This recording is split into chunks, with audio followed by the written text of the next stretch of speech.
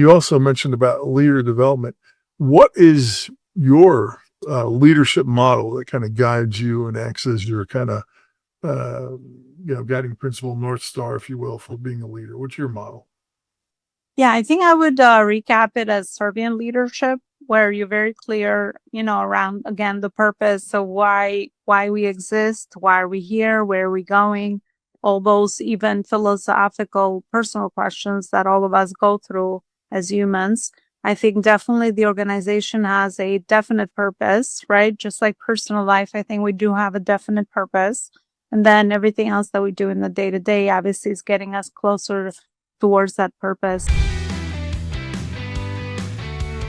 And welcome to Strategic Edge, a podcast by leaders and for leaders. We're here to inform, instruct, and inspire leaders. We're going to share information about business models, about theories, but then we're also going to provide instructions. How do you apply those? How do you make them very practical? And finally, we're going to encourage you to act. My name is Ted Davis. I'll be your podcast host and your leadership coach. I have been a practitioner, a student, and a teacher of leadership now for nearly 60 years. And as my future guests and I inform, instruct, and inspire you, I encourage you to do three things. First of all, absorb what we share with you. Make it your own. Take it on. Take notes. Make it your own thoughts. Make it part of what you now believe about leadership. Number two, reflect on it. What does it mean to you? What do we affirm that you're already doing? What ideas do you pick up about how to improve? And then thirdly, we want you to commit. Commit to an action plan so you can continue to move forward. So we want you to absorb, reflect, and commit. And with that, let's start today's podcast.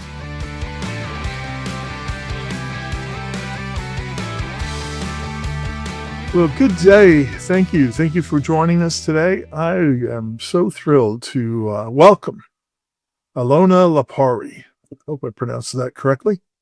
And I am thrilled to have you today, Alona. Fascinating background and a little bit of chat that we had. You're from Albania originally. Came here to the United States when you were 15, graduated from, I think you said Brooklyn College. Is that right? Yeah, thanks Ted, for having me. Brooklyn College, and I'm based out of Brooklyn, New York currently as well. Yes. Yep, absolutely. So we share it in common. So you're Albanian, you're born Albanian and chose to be a New Yorker. I'm a New Yorker by birth and a Kansan by choice. But I still love New York. It was a great place to grow up when I was decades ago it was. And I am still a Yankees fan, diehard, forevermore Yankees fan. But anyway, more about you. So you started off your career in retail, and then you were climbing the corporate ladder, as often happens, buying and selling of companies. You were caught in, I think you said, a merger, and saw that as an opportunity, and with the encouragement of your husband, launched your own. And you've been doing it now for 5 years, helping people emphasize not just, I'll let you tell. What is the focus and the effort of your consulting and coaching services now? Yeah, I'd say everything in the journey, right, always leads you to the next step in the trampoline, right, within your experience. So today, I've really turned the work I do into my purpose and mission. And I love now helping other companies or other purpose-driven entrepreneurs, much like myself, scale or align their purpose and their profits.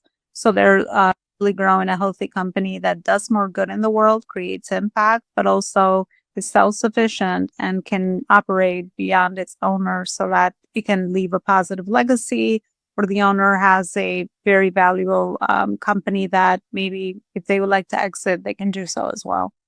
Wow, that was quite a mouthful. So some of the things that I took out of that. So one of the things you do is you help businessmen, particularly entrepreneurs, businessmen and women, leave a legacy. Leave a legacy of having accomplished something, obviously in business. They have an organization that leave to somebody, but they've done good in life as well. So it sounds like that's part of what you do. You help people understand that journey. Did I capture that right? Ted, I love that you mentioned that because I've never been like a one type of person because I'm always interested in growing and developing. And I realized that there's so much other areas of life that it's good for us to get information, education around. So I take more of a holistic approach to business, much like, human life. The name of my company is called The Life School because I really believe that entrepreneurship, it's a journey of continuous growth and improvement. It's the best personal development school. So I have a hard time always separating just the business growth from the personal growth. So I always combine both, and the approaches that I take with helping people put that purpose first within their companies is helping them with overcoming some of their personal challenges in leadership or in, operationally building a healthy culture in their companies, being a more conscious leader, somebody that is leading from their heart, somebody that is leading with service and impact. So, certain concepts that I believe in, which are really, concepts and life principles that I also live by, meaning live in gratitude, always be in service to others, always have a vision, right? Keep growing, developing, contribute beyond yourselves. These are more like life principles, which can very beautifully be applied to companies as well. And I have learned, and from my experience and also research backs it up, that if those principles are applied inside the cultures as well, we're building healthier companies with, the right people around us, with the right values around us, vision and mission that is really going to be sustainable, ensure that the foundations are strong, but also that the company is leading with purpose, but also never forgetting about obviously the alignment of their profit, which is important for a business to thrive and not just survive. Good. Well, I appreciate you really summarizing it there at the end. So you are about organizations being their very best so that they are profitable. But in doing that, if I understood you correctly, you want the owners to have a sense of personal fulfillment because of how they live their life. And you threw out several principles. I think gratitude was one of them. I love that. It's at the top of the list. What were some of the other principles? So if people are trying to grow their companies to make it successful and at the same time have a successful life, let's say, what are those key principles again? Besides gratitude, what were the other things? Yeah, absolutely. And I wrote about these in my latest book, which is called Visionary Purpose Driven Leadership. Say at least 7 pillars that I have seen from my over 20-year experience in working with companies and people in general. Because at the end of the day, I really feel a company is just a community of people that come together for a common, set of values and for a common mission and vision. So I really look at companies holistically that way as well. The other one, besides gratitude, is conscious leadership, always working on your awareness levels and consciousness levels as leaders. Because when we operate under that sense of energy and awareness, we are able to be more creative and innovative and make really great decision making that is also intuitively based, not just fact based or research based. So working with that, working with consciousness, working with intuition, growing a healthy culture, having very solid values that the people inside the company believe in because they have done a lot of self-awareness and people know what they stand for. And when that happens, then obviously they're going to also make really great decisions, within the day-to-day operations of the business. Another pillar, which I really passionately speak about, is really the work culture, how that's changing, ensuring that, when we are developing our top talent, to ensure that we understand what's important to them and how their personal growth and contribution, which is usually the 2 indicators that I've seen also from my very many years in the HR space, are the indicators that will keep players with you for a long time, especially since companies invest a lot of time in their talent, in their people. If you create spaces for growth and contribution, of course, you will create that future for them that people stay around. They always will have opportunities to learn and grow. And obviously that's going to add, ROI to you and your company at the end of the day and the way that you serve your clients. So ensuring that we have all of those implemented inside the company. And then the other part is leadership always, right? Leading with service in mind, ensuring that you're building other leaders, having a very, strong set of values, with you, remove the ego part of leadership or even personality as a whole.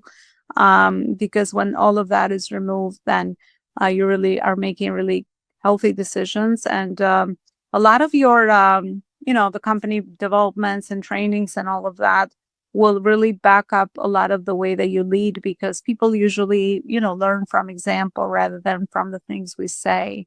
So if you embody those and your leadership team or your executive team embodies that, then that will eventually, of course, trickle down to your team, but also will ensure that you have amazing, customer engagement scores and delight scores and all of that, because everything, it's really a chain reaction that's all connected together at the end of the day.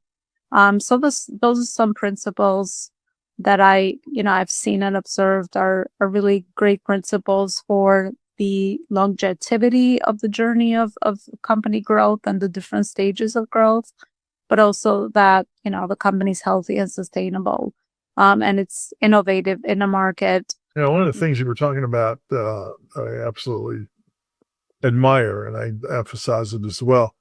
The way I say it is that every organization exists to deliver something of value to the marketplace.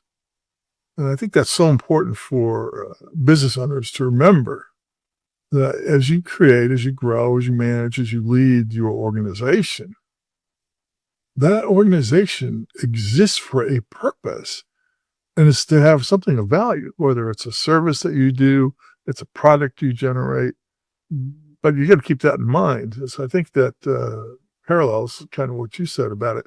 Now, you also mentioned about leader development. What is your leadership model that kind of guides you and acts as your kind of guiding principle, North Star, if you will, for being a leader? What's your model? Yeah, I think I would recap it as servant leadership, where you're very clear, around, again, the purpose. So why we exist, why are we here, where are we going, all those even philosophical, personal questions that all of us go through as humans. I think definitely the organization has a definite purpose, right? Just like personal life, I think we do have a definite purpose. And then everything else that we do in the day to day, obviously, is getting us closer towards that purpose. So I would define, my style of leadership, and also the style of leadership that I think is the most sustainable as servant leadership, where you are always, focusing on the value add, as you mentioned, and the way that you can solve problems for your team or, the people that you're serving. And again, more lead with the heart is, I think, I think that's the difference between you aligning the head and the heart in your leadership, because for the longest time, I mean, including myself, for all the years that I was in those leadership roles, I was only taught the head part, right? Had to make strategic decisions and result driven from the outside and all of that. But there's so many better ways to be able to align other things that we now know, so that, we're achieving results even easier, actually, without kind of beating different things and kind of just, focusing on things that are not really giving us an ROI, but working smart and not hard is kind of what I like how I like to look at it. So yeah, I would say that. So as you're promoting and encouraging people to use a servant leadership model, are there specific resources that you refer people to learn and to really understand the model so that they act accordingly? Yeah, I mean, I'm a huge fan of Simon Sinek's work. I've read all his books and I consume a lot of his content. I've also written books, so obviously they can get access to some of those resources there. But I really find that the best resource that they can have, I actually created a 50 questions, 50 purposeful questions to ask as a leader to get clarity on sort of who you are and what you stand for. Because I really believe that the best resource, that you can offer to others is you to figure out who you are first as a person and a leader. And that will dictate a lot of the way that you are authentic, right? Because I think we're in the age of authenticity. Actually, that was the other pillar that I forgot to mention, which is really important, right? Being authentic. And the more you understand how, you are aligned with yourself and how you're authentic, the more you're able to transfer and deliver that out to other people. And free ebook is found on my website, and maybe we can mention that as a resource. Yeah. So what are the titles of the books that you wrote? Yeah, my latest one is called Visionary Purpose Driven Leadership: How to Lead with a Heart and Align the Heart and the Head. The other one before that was called Purpose Driven Entrepreneurship, and I talked about the 7 pillars to building a self-led company. My first book was called Connecting the Dots Backwards, and it's more of a personal memoir of kind of my personal journey and my professional journey. And, I wrote about some things that I've learned as far as how our past actually, it's good to reflect, back to the most meaningful moments in our journey, because those are great information for us to make really good decisions in the present moment, but also create for the future and the visions that we have. So that's one. I've also created a planner for time management purposes and productivity, because I realized that that's actually a big pain point for lots of business owners, entrepreneurs, and CEOs. And yeah, those are some of the books that I've written. Excellent. We'll make sure that we list those when we publish this podcast. Now, you mentioned you help your clients walk through a period of self-reflection, trying to really get the clarity. And so do you have them publish or write a personal mission statement? Yes. So when I first start working with anyone, we always clarify. What I say is their personal values, their personal vision and mission, and then we work on the company's values, vision, and mission. So that usually comes in the form of a mission statement. Is something that we revisit, because I really find that we're always evolving as humans. Something that maybe was clear 2 months or 3 months ago might not be so true, or we need to kind of add new things that we're discovering to it. So it's always a working, ongoing project as we evolve and as the company evolves as well. Well, I couldn't agree with you more that these things can evolve over time. I just a few years ago took a stock of where I was in life and so forth. And okay, what's my mission for the rest of my life, for the next however many years? What's the next phase? What's my mission? Because my first career as Army officer has already passed. My second career in business was short-lived. I moved on and became kind of an entrepreneur, leading my own company. And then took stock of it and really rewrote it of kind of 2 parts. First part is my mission is to sustain myself physically, mentally, emotionally, spiritually, financially. So I got to sustain myself. That's part of my mission. I've got to sustain myself. So at number 2, I can help leaders and organizations improve. And so I couldn't agree with you more that missions personal mission statements are important, and they can change over time.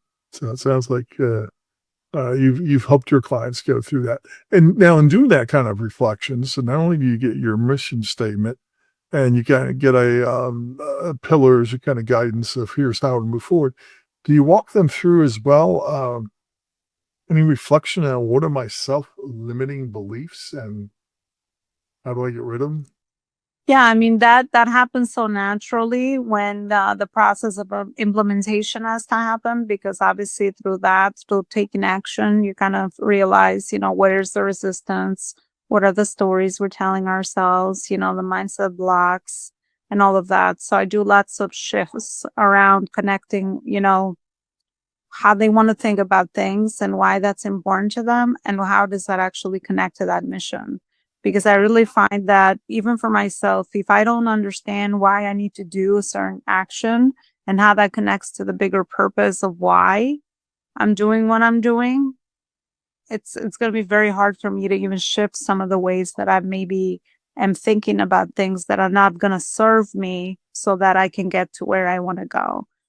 So always doing the back and forth exercise between where you're heading, why is this important to you, and what is the right action step now that you want to take so that you are in alignment with that thing that you're trying to create.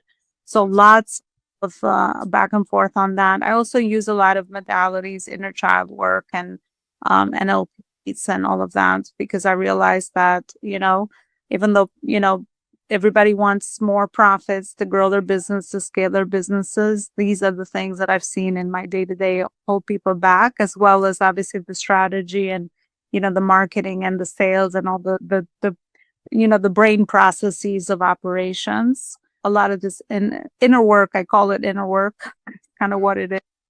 Inner works. Did I hear you mention NLP? I thought I heard you say something about NLP, Neuro Linguistic Program. Hmm. Well, one of my favorites. I love studying NLP. I love studying cognitive sciences. I think how the human mind works is just fascinating.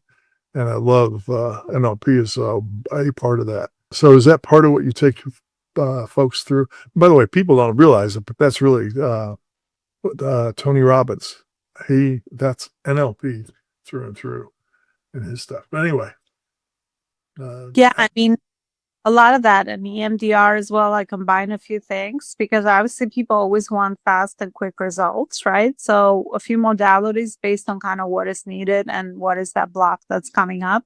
But at the end of the day, I think what I've seen has the most success is that if people clarify that this is important to them enough and that matters to them, they'll take the actions which are uncomfortable. So they start building the habits to get to where they want to go. I've realized that that's actually not as hard as maybe we think it is. I think people lack motivation or they have a lot of those blocks when, again, they don't just see that whatever they need to do to grow beyond their comfort zone. How actually is that going to give them a payoff based on what they're trying to create? I realized that once you connect it for them, connect those dots, right. Then they're willing to go through the uncomfortable growing pains. That's what I call them to get to where they come.